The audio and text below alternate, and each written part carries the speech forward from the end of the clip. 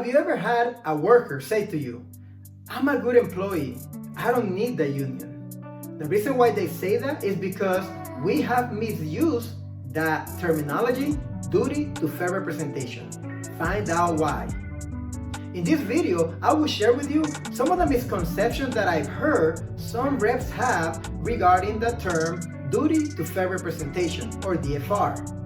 My name is Pablo Murillo from Genesis Leadership Trainings, and in my 27 years of being a professional union staff, I have helped hundreds of workers transform their identity into impactful union leaders and become contributors in their own unions.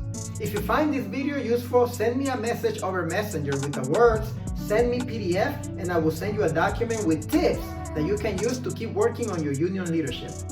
This video will share with you why it is that some of us have been misusing the term DFR, duty to fair representation, and why it is damaging not to use it appropriately. So let's talk about what DFR is.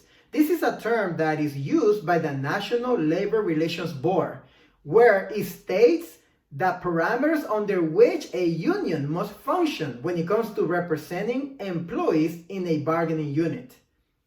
So let me read the language that is straight out from their website. You have the right to be represented by your union fairly, in good faith, and without discrimination. The union has the duty to represent all employees, whether they are members or not. That is it.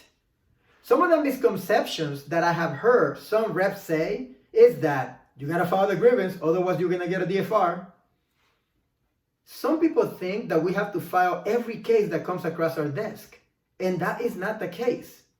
However, there are some things that you must do to make sure that if you're gonna say to a member, this is not a legitimate grievance, this is not grounds for filing an appeal, that you have your investigation and your documents ready to show why you made that decision. That decision cannot be based on, "I don't like the member," or it cannot be based on, "You are a non-member," or it cannot be based on, "We don't like your political affiliation," or the fact that you have been very critical of the union. None of those reasons are legitimate to deny representation for a worker. And that's why DFR is in place, to avoid any union reps from doing that. But if you investigate the case and you find out the worker is not telling you the truth, they're completely giving you a different story, and when you went to investigate at the work site, several people say, "That's not what happened, I saw what happened," and it's the complete opposite, you can say, "Excuse me, according to my investigation and witness A, B, and C, you did X, Y, and Z, and therefore you violated certain policies, and there's nothing that we can do to file anything on your behalf." You can do that. However, when you make those decisions, you gotta make sure that you keep a tight documented file with whatever witnesses you found that led you to make that decision. Because should any worker decide to file an unfair labor charge against the union, which is possible under duty to fair representation, you as the rep gotta be ready to prove why it is that that case had no legitimate grounds to be filed. And that is it. But it doesn't mean you have to file every case. Now, I know, and I've seen some reps that file every case because they just don't want to deal with the member and the static that may come from it. But I think that is very damaging. And let me tell you what the real damage is.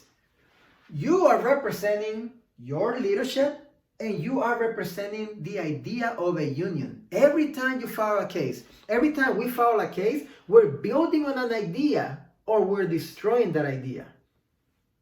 There are good workers, there are bad workers in every single profession. If you as the union rep keep filing cases for people who do not have legitimate reasons to have a case filed, members at the work site watch that. And every time you walk in there to defend the employee who everybody knows is not a good employee, every time you do that, it creates the perception that the union is here to cover up for people who do not do their jobs. And that is not what we're here for. So sometimes I may go into a case and not defend the employee, but I'm going in because management didn't do their appropriate protocols and they violated due process. So I'm not walking in to defend what the employee did. I'm walking in to say to management, you did this incorrectly, so therefore you gotta throw it out. That happens from time to time. But if a member has no case or a non-member doesn't have a case based on my investigation, then I don't file the case, but I keep those files tied, put away and ready in case I have to prove why I made the decision. So conduct your due diligence, okay? We represent an idea, and it's important that people out there see that we do the right thing every time. That way, you won't have people saying, I'm a good employee, I don't need the union.